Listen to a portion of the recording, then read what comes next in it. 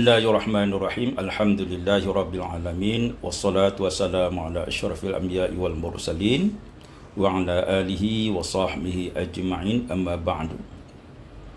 Alhamdulillah, kita membaca kitab Syarah Aqidatul Awam Jalailul Afham.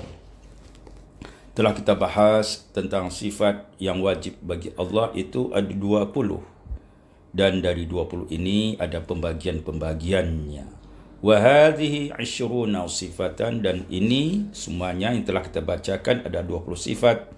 Tanqasimu ila arba'ati aqsam, dan 20 sifat itu terbagi pada 4 bagian. Yang pertama sifatun nafsiyah, sifat nafsiyah. Nisbatun lin nafsi, diambil atau dinisbahkan dari kata an-nafs, nafsun, nafsi.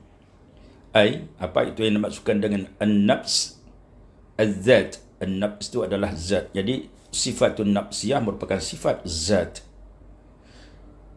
Wasifatu nafsiyah, iaitu sifat, dan sifat nafsiyah ini hiyallati la tu'aqalu dzatu biduniha, yang tidak bisa diterima oleh akal kita bahawa adanya zat Allah itu tanpa sifat ini. Bahawa zat Allah itu tanpa ada sifat ini tidak bisa diterima oleh akal.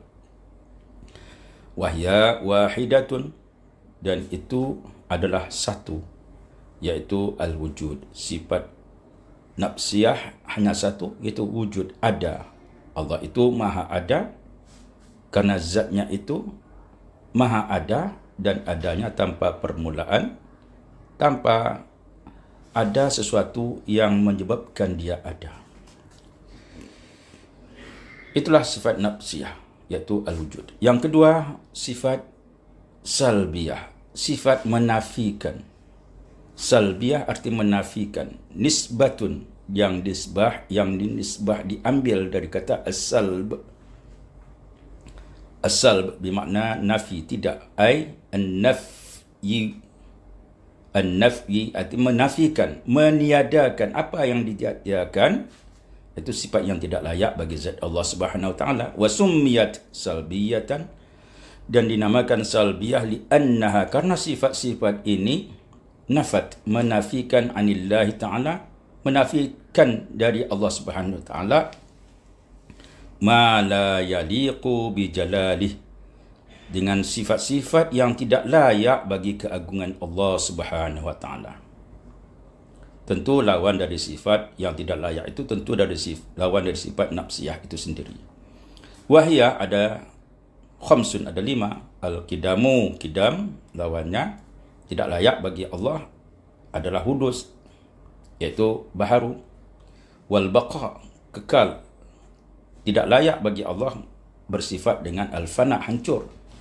Wal mukhalafatu lil hawadisi, berbeza Allah itu dengan makhluk, tidak sama pada segala aspek apapun. Allah tidak sama dengan makhluk.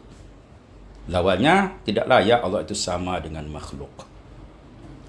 Wal qiyamu bin nafsi, Allah itu tidak butuh kepada, Allah itu berdiri sendiri, tidak butuh kepada makhluk. Ya, lawannya tentu menafikan sifat al-hajah kepada al-faqiru ila ghairihi, butuh kepada yang lain, mustahil. Wal wahdaniyatu, dan wahdaniyat esa, sifat yang kelima yang merupakan sifat salbiyah, mustahil. Allah itu at-ta'addud, banyak. Esa pada zat, esa pada sifat, esa pada af'al. Jadi sifat salbiyah ini menunjukkan identitas Allah itu sendiri, zat Allah itu sendiri, identitas Tuhan kita, zat Allah Subhanahu wa taala. Siapakah Allah? Tuhan kita. Kapan adanya Allah? Tidak ada permulaan. Kapan akhirnya? Tidak ada akhirnya. Baqa.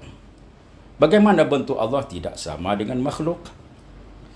Di manakah Allah? Allah tidak bertempat, qiyamu bin nafsi. Dan berapa banyak Tuhan kita? Tuhan kita Allah adalah Esa wal wahdaniyat. Inilah sifat menunjukkan identitas zat Allah Subhanahu wa taala. Dengan sifat ini kita memahami, mengenal Allah Subhanahu wa taala, dengan sifat salbiyah ini. Mudah-mudahan kita dapat memahaminya. Wallahu a'lam bissawab.